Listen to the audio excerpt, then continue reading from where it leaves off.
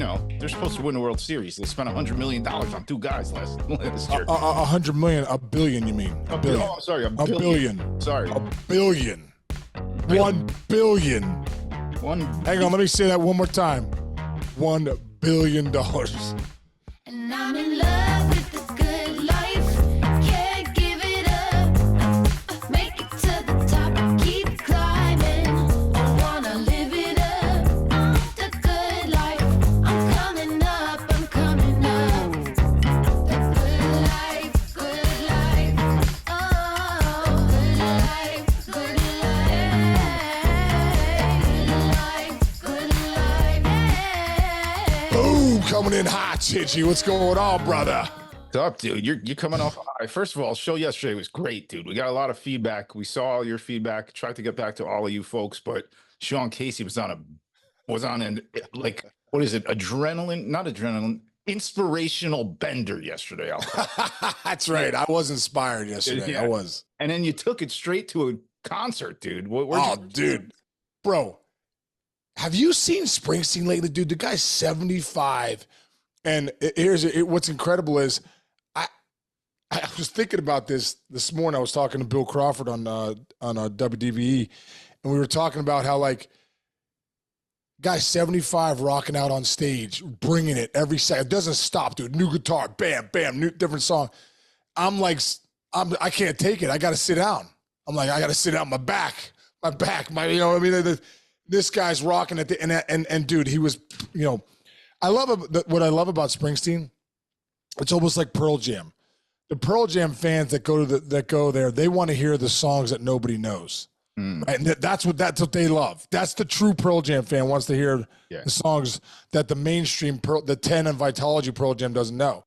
Why I realized last night, bro, I'm a Born in the USA Bruce Springsteen fan. You know what I mean? Like I'm like Dancing in the Dark, Glory Days. You know what I mean? I'm like Badlands. And there were so many songs I didn't know, but I looked around. I'm like, there are so many people that know every word to every song, and they're real Bruce fans. Dude, he rocked it for 2.5 hours, almost 3 hours, dude. He brought down the house. Dude, you know who I used to be like that with? Remember growing up, dude, the Grateful Dead? Oh, yeah.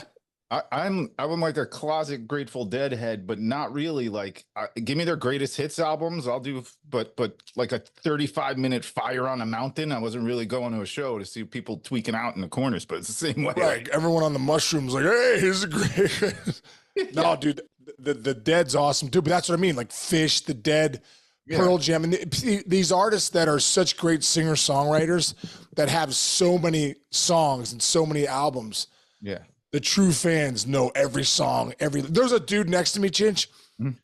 He literally, I told Sarah, I go, look at this guy. He's having the time of his life. He has not missed a lyric. I am watching this guy. I've never heard of this song in my life. I can't sing one lyric to any, like 5 in a row. I look over, this guy knows every song. That's hysterical. Every lyric. And dude, you know what else is cool really quick? The great thing about song and sports, anything you do, like there was a father-son like 4 rows up just hugging each other, and the dad and the son was so excited he's having an IPA, and him and his dad are literally singing every lyric to each other, turning and singing to each other. It was just like one of those things, like that is so cool. Yeah. So cool. And there was a younger generation too, some 20-year-old kids that were there. You could tell they're with their parents, but they knew all the songs. So kudos to the parents that are passing down good tunes. I feel like being part of a good parent is like, I took my son Andrew's first concert was Tom Petty. I just took, I'm taking Carly to Pearl Jam at the Garden in September. Nice. I took the Jake to see Bob Seger, like, trying to be like, we're going to go see some good bands and you're going to know them.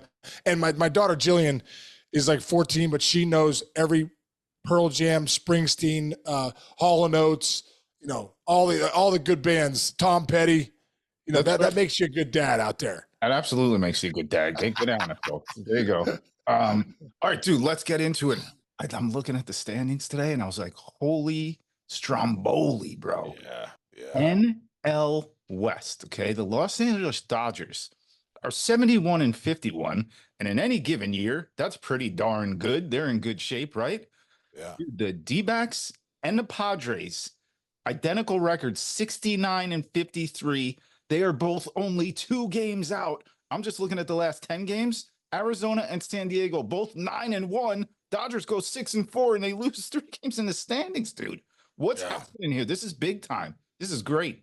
Well, dude, the great thing is we have a race in the West. You know, usually it's the Dodgers and everybody else, and now we got a race. I mean, the Diamondbacks have won 6 in a row. Padres have won 9 to 10. You know, they're both streaking big time. And it's fun, man. You know, you go top to bottom those lineups. Corbin Carroll's had a few big hits too. Like, he's kind of not had a great year, but he's had some big hits down the stretch. A guy that I did a demo on the other day, or did a breakdown on at MLB Network, was Jake McCarthy, dude. Jake McCarthy's like, you know, we talk about Stephen Kwan, we talk about Luis Ariz. Like, Jake McCarthy's kind of in that mix, hitting over 310, driving in some runs, doesn't strike out a lot, steals bases, top of the lineup guy. You know, he's had a really nice year. Ketel Marte, who's, you know, hurt his ankle the other night, but dude, he's in the MVP talks. Over 30 home runs, over 80 RBIs, hitting close to 300, switch hitter, you know, doing some major things. So, you know, and that rotation's getting, with Merrill Kelly back, they're getting healthier. And then, you know, then you look at the Padres, you know, top to bottom, dude, they got a great lineup. I mean, Luis Ariz at the top has been a great sign. You know, Jackson Merrill is becoming one of the best players in the game. I mean, what he's done down the stretch. I mean, how many big home runs he's hit, big hits he's gotten. You know, then Machado's, you know, doing his thing, and it's just a really good team, dude. They're finding a way to win ball games, and it's a fun race, man. It is a really fun race.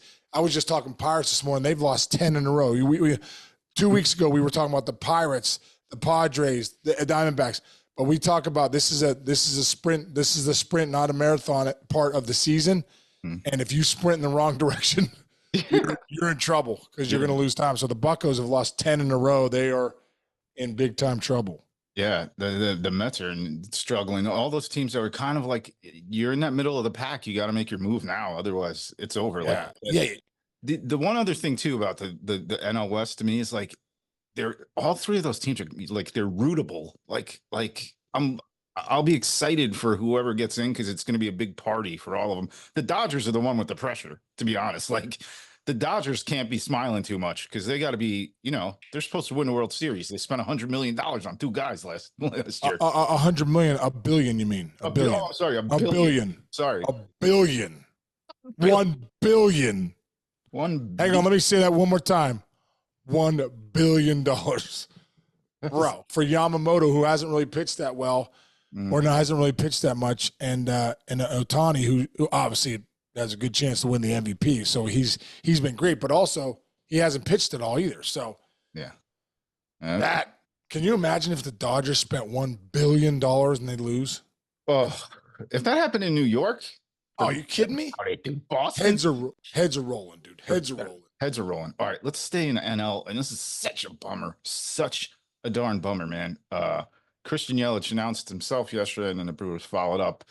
He's got to shut it down for the year, man. He didn't think it was fair to the team for him to try to fit it out, and physically, he's a gamer. He's one of the best players in the league. Yeah. He's one of the best dudes in the league. He's one of the hardest workers in the league. For him to have to shut it down with a team in first place, 9 games up in their division, that tells you how banged up he is, man. And it's a real bummer for the game. It's a real bummer, man. That really is. It's a bummer for the Brewers, a bummer for the game. It's you know, the back is tough, dude. The back is tough. I mean, I've had my back's been jacked up. You know, it's getting a lot better now in these last few weeks, but for like a few months, and I don't have to go out and swing, torque my body, and go out and, you know, play the outfield, make plays, and get on the run and stop start all the time. Like, when your back goes, it goes. And Yelly's been battling this for a while, so maybe this surgery kind of helps clean up, you know, a lot and gets him back where he doesn't have to worry about it. But that's a big blow for the Brewers, though, with the year he was having, the All-Star year he was having, that bat in the lineup, that leadership, being out there every day. That's a big shot for them. But I just, you know, for Yelly, I just hope he gets better. I'm glad, you know, it sounds like he did everything he could not to have this surgery, and that's all you can ask, man. Like, I did everything I could.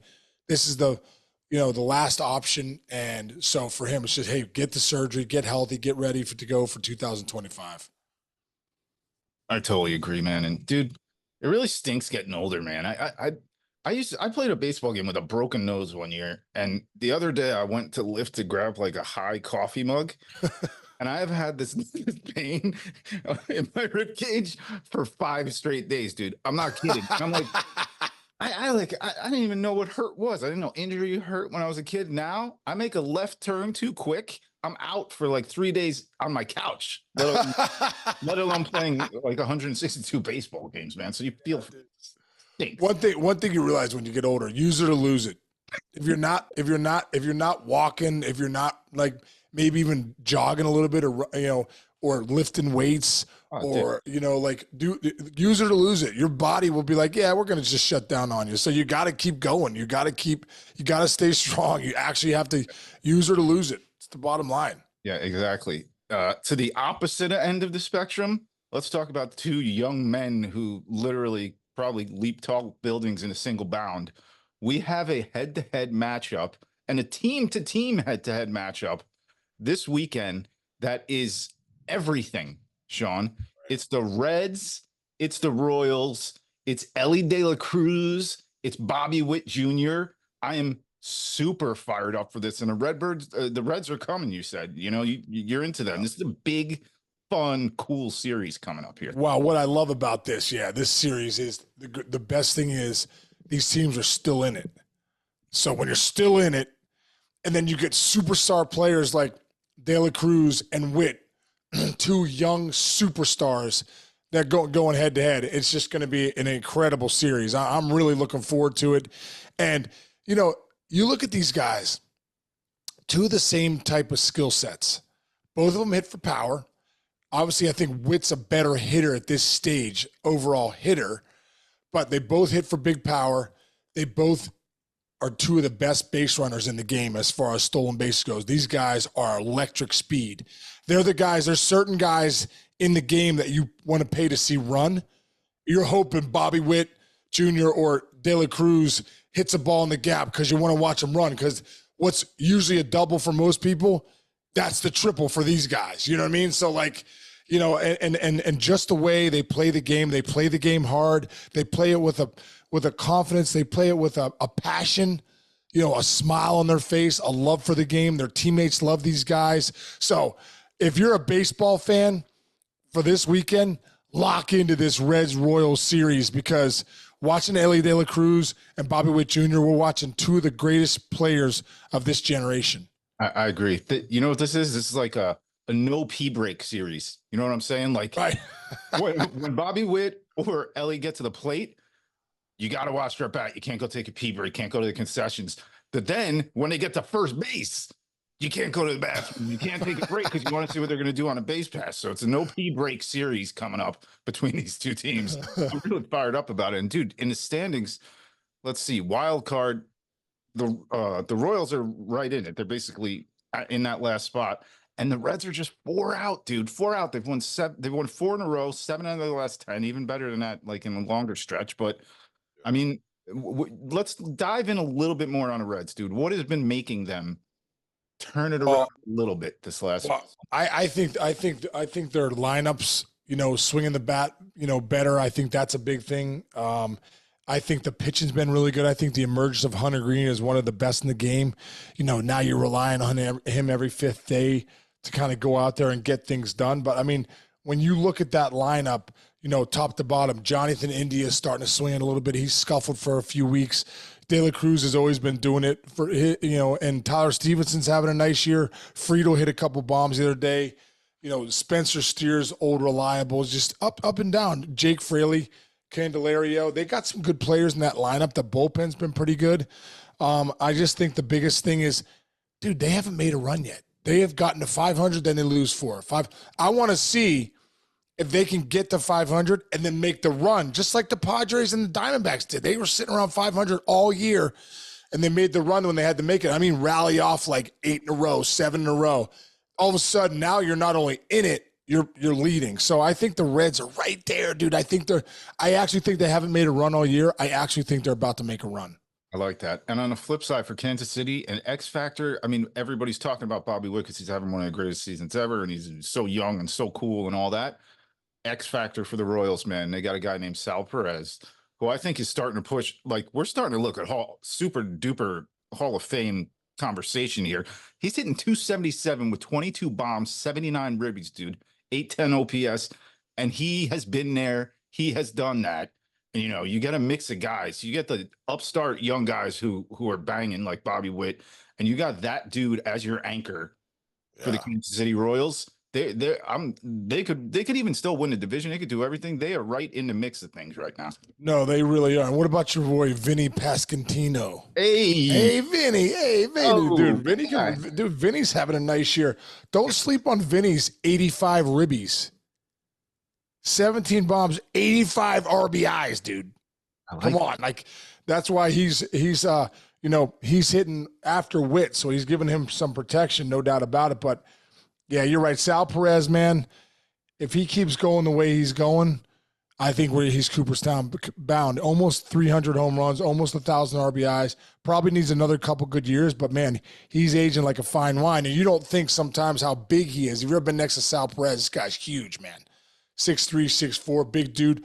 To get down and squat like that and play that catcher position, that is not an easy thing to do. So, yeah, kudos to Sal, man, for still getting it done and still being the heartbeat of that Kansas City Royals team. Yeah, also smells wonderful. You ever notice that? Smells incredible. He's incredible.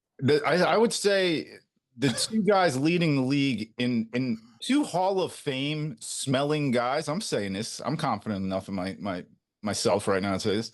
Sal Perez and Cliff Floyd. Dude, I was on with Cliffy the other night. He still smells great. It's unbelievable. Dude, he walks around MLB Network. It's like Pepe Le Pew when he like sniffs, follows around. I'm like, oh my God.